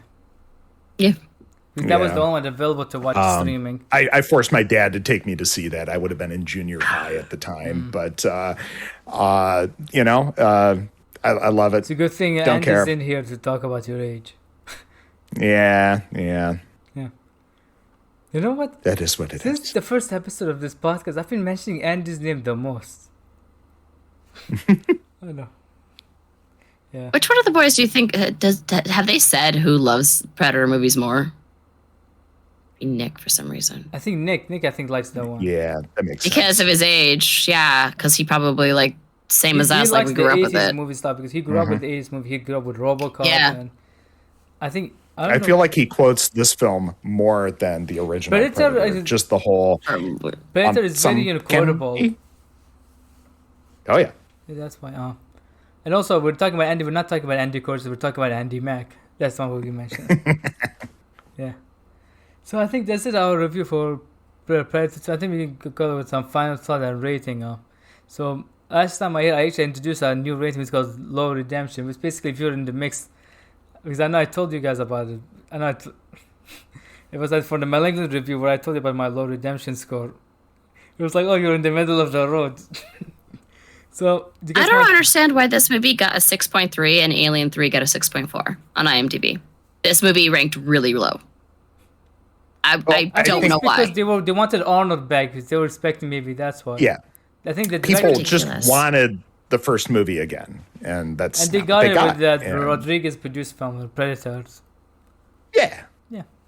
Yeah, absolutely they did. Yeah. And Somebody literally reviewed this 4 days ago. A pale imitation of the original. 5 out of 10. I don't find the repellitation of the do original. you like movies? Do you? Right? Do you like being entertained? Do you have fun? Because that's what this movie does. It's fun. It's entertaining. There's nonstop action. There is a little bit of campiness. There is a good amount of humor, but it's not too much. It's just a little bit because of the side character, Bill Paxton. Like, Not it was a everything is good going to be sequel. Mulholland Drive. Sorry. yeah, it was a good but- sequel. And Like, they took the original and changed it just enough, and they didn't make a carbon copy, because that's a problem with a lot of sequels. They just make carbon copies. Yeah. yeah. And I think we say this. I think this film is better than what was it, Alien 3? If I had to pick, I might end up. I think it's watching better this. than Alien 3. And I love the Alien movies. It's better than Alien 3. Yeah. This I think is my third favorite Predator movie. My first, the first one, then Predators, and then this. So what about you? Does the ranking works out for you guys? Because we know that the Predator is the worst one. I like Predator, Predators, Predator 2, and I don't talk about the other. Okay. How about you, Joe? Yeah, I'm of a similar mind. Predator, Predators, Predator 2, AVP, and then we're just not going to talk about the others. I like AVP just because of how much they do bring in from the comic. But Otherwise, yeah, it's not a great film, but it's still fun. Paul W. Anderson. I think it's better than his Resident Evil movies. That's all I say. I like the first couple of Resident Evil movies, but they're just can't be What's fun. it with him doing Yeah, all of it? it was just fun. PG-13. Because I think because he did Event Horizon, I think he had problems with making R-rated films. Because he did Event Horizon, he went to a lot of problems that that's why I think. Love Event Horizon. I hate that movie so much. Really? Because I have it on schedule. I understand why everybody loves it. I just can't. I can't. Yeah. I loved the first half, and then the second half is a completely different movie. And the second half, I'm just like, nope, out of this. If you want to see a bad version, that's what I'll tell you. But if you want to see a bad version of Event Horizon, play the Dead Space games. Oh yeah. Also, what is it? It starts with a P. It's in space with Dennis Quaid, and I really liked that one. Oh, yeah, he's the producer also on the film. Mandalorian. Yeah, because he produced the film. I know exactly which one you're talking about. Yeah, I'll look it up real quick. Paul W.S. Because I know. Fuck me, why can't I? I think what's his name? Ben Foster's also in the film. Yes. Yeah, Ben Foster. I love Ben Foster. Pandorum. Pandorum. Yep. Loved that film. I loved that film. Yes, that was really cool. In the film. I love Ben Foster. I feel like he should be in a lot more movies. He's a great actor. He like 3:10 to Yuma and a bunch of others. Like, he was amazing. Also, he does comedy. He was in the movie Get Over It, like in the 90s with Kirsten Dunst and Cisco. It was he was in that, like, it was one of his first movies, and so he can do comedy, and like he's just a really good actor. I feel like he should be in more things. And I didn't know, like, I found out later that he was also in the first Tom and Jane Punisher film. He one of the neighbors with the chains. That was him. He was also in X-Men as Archangel. Yes. Was he also in Warcraft? The Wizard? I think he was. Probably. I don't know. Never seen. He's a good actor. He was also in 30 Days of Night. Really? I didn't. Yes. I liked that film. My favorite role of his is actually in the movie, was it Hello High Water? That's my favorite role of him. 30 Days of Night should be on Road Redemption. Maybe I'll put it on the list. I could see that. I'm gonna put Pandora, put it on the list. I loved Pandorum. Yeah. It did not get enough love. Like, a lot of people didn't know about it. I watched it and I was like, this is actually really good. People saw it is that it's the same guy who did Resident Evil. I think they might have already pre-made his. It's the same company and producer, Constantine. I loved Constantine. Oh, not the movie, the company. No, I know, but now I'm thinking about Constantine. Keanu Reeves wants a sequel. He said that was his favorite role. Like, he wants a sequel. If I'm not mistaken, do a multiverse film with him and Matt Ryan. I think they're doing a new Constantine actor DC. Did you guys read? But I want Keanu. I know. I mean, they tried to do. W will use the XL. We tried Matrix 4 and it didn't work with Keanu. I haven't even seen Matrix 4 yet. I don't want to. It's fine. Yeah, with him, I figured it'd be fine. It's got to be better than the third film, so. It's better than the third, for sure. That's all I need to know. Because the third was not good. Keanu's still good just kind in of a fine movie. Some people wouldn't. As long as they don't go to the trope of it was all a dream. They didn't really die. They don't do this. I'll tell you this. They don't do this. Okay. Okay, good. What was it? Okay, so what do you guys want to rate the film? So I know we've been talking all positively about it. Joe, do you want to start with it? I mean, absolutely redeemable. Yeah. I said it very early in this thing. This movie fucking rips. It is such a great 1990 action movie. Danny Glover is just awesome all the way through this thing. I don't understand the hate other than people just wanted the original done over again. You get great comic relief with Bill Paxton. The guy who had the original honor of getting the shit beat out of him by a Terminator, a Xenomorph, and a Predator, before it happened to Lance Henriksen. All right, he was an EVP also. Yep, exactly. And does it count? Because was it Bill Paxton? He gets killed in all three of them by And if I'm not mistaken, Bishop Well- doesn't get killed by the alien in Aliens. But he... And Does he get killed in Bill Terminator? Paxton doesn't get killed in Terminator. He's just No, he's- roughed up pretty badly. Yeah. No, And he then gets we shot, don't remember? see him get killed in Aliens. I would assume the nuclear blast does him in, but he's basically just dragged off. Probably is he's more. definitely He's eaten. definitely dead and eaten. Oh, it's either He's- that or he's yeah. dragged off to be, a host. Impregnated. Yeah. But yeah. Are we doing it like 1 out this- of 10? this It's a redeemable, redemption unredeemable, but what's your score? But if you want to 10, Me? 1 to 10, yes, Beth. It's 100% redeemable. It's such a good movie. It's such a good movie. And I agree with everybody's expecting the first movie. But the thing is, that already happened with Star Wars Force Awakens, and look at everybody's reaction. Yeah. You can't, doing that is such a fine line, and they did it perfectly. They changed the setting. They had a strong but also a relatable character as the main guy who had his flaws, but he was still really strong and badass. So I don't get it. It's not that far off from it's not, I know it's 1997, but those gang wars actually were happening in the 80s and 70s and everything. I don't Maybe think not they would that portray, bad. I think they would portray more stereotypical in the movie than I think in real life. Yeah, but it's a good movie. There's action throughout the entire thing. There's good dialogue. Just why is it a 6.3? It's just so annoying. And it's what's even more annoying. On IMDb, they're almost all the reviews now are from this month. Because Why is everybody reviewing this movie of this month? Probably just in preparation and for also Prey. I guess. the movie also. But they're bombing the reviews. It's just why? I'm seeing nothing but 4s and 5s and 6s, and I'm like, this is at least a 7, 8. Why? It's not Shawshank Redemption and Schindler's List kind of rating, but it's still really good action in early 90s, late 80s movie. That there's just no accounting for taste. I'm sorry. Yeah. And as for me, I'm gonna give it also a redeemable score also because I actually did enjoy the film. And if you, good. Joe, if you told me if I had to pick this one and Malignant, I would have to pick this one over Malignant. If that's just I don't blame you. Malignant.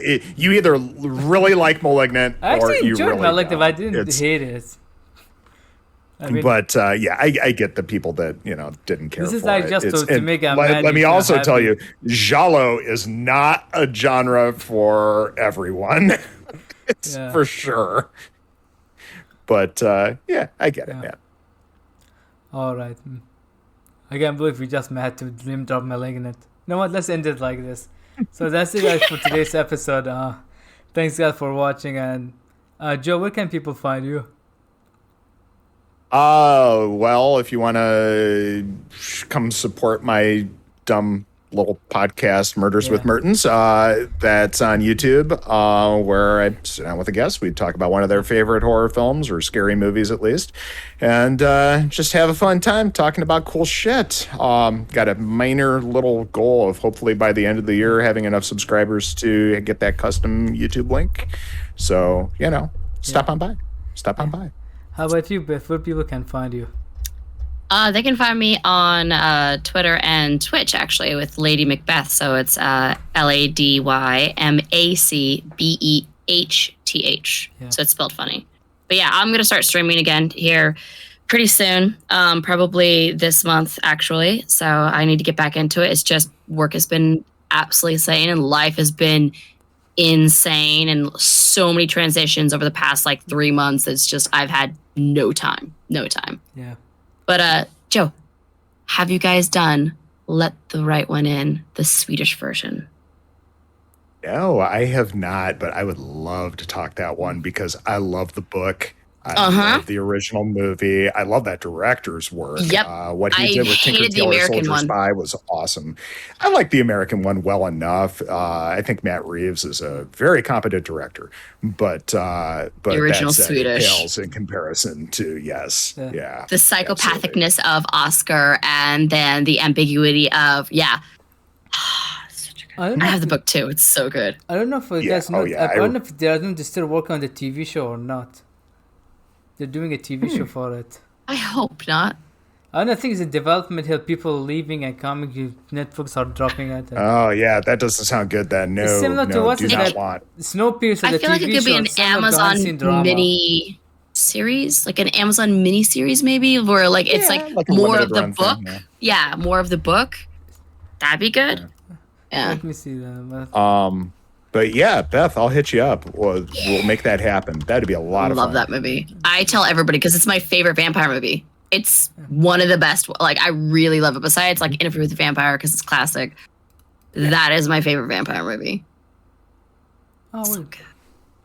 It's actually that. Sorry, Yaz, it's not Life Force. That's okay. Also, I just read about it. It's going to be on Showtime. I think they're saying it's planning to premiere, Okay. and in October 9th, 2022.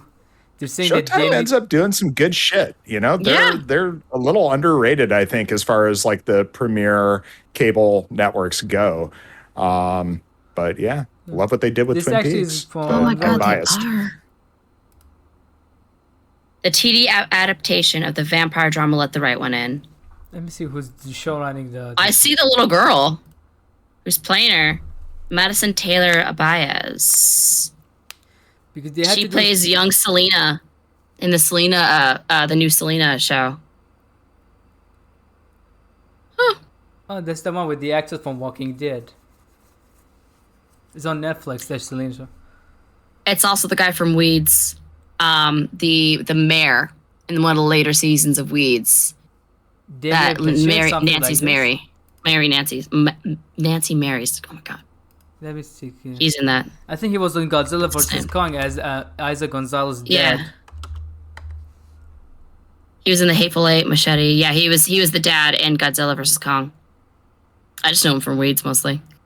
Oh, I'm nervous about this. I'm nervous about this. Did So you she's playing recognize? Eleanor. Did you recognize the dad Joe? We told you who he is. I can't place him. I'm gonna have to look him He was up. in Alien Covenant and The Nun. Ugh, the Nun is so bad. He was, I think, the father for the book. I don't exactly hate Alien Covenant, but it's not one of the better films, that's for He sure. was also in The Grudge. It's a slasher film in space. Yeah, which I don't mind the concept of. I But don't for hate Alien, slashers. that's what annoyed me. I know. Is it wasn't an alien love film. Prometheus. I love Prometheus, but it's a bunch of smart people doing very dumb things, and that is like the biggest critique that a lot of people have. The film. Yeah. Yeah. And I agree, it's dumb in that regard, but it's such a beautiful movie. It's like in the second film too, of like, oh, it says there's oxygen out here. Let's immediately take off our masks on a foreign Yeah. planet where we don't know anything. This is a brilliant idea. I'm just like, But they find weed. Ripley was smart enough to be like, that is not coming back on this ship. There's a quarantine.